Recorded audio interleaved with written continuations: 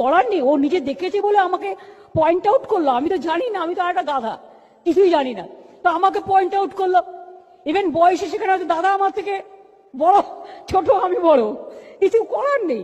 এরকম বাবা মারা আগেকার দিন, আমি দাদাকে জিজ্ঞেস করেছিলাম, দাদা তোকে যে বাবা স্কুলে ভর্তি করতে নিয়ে গেল, বয়সটা কি করে দিল? তো দাদা বলছে মাস্টারমশাইটার সাথে বাবার জানাশোনা ছিল, প্রধান শিক্ষকের সাথে। তো মাস্টারমশাইকে বলেছে তুমি বাপু একটা বয়স বসিয়ে দাও।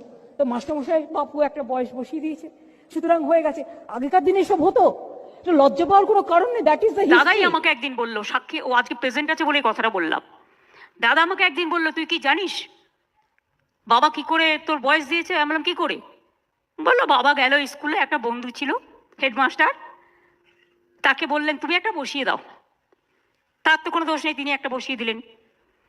আগেকার দিনে প্রবলেমটা ছিল যারা আমরা বাড়িতে জন্মেছি, হোম ডেলিভারি,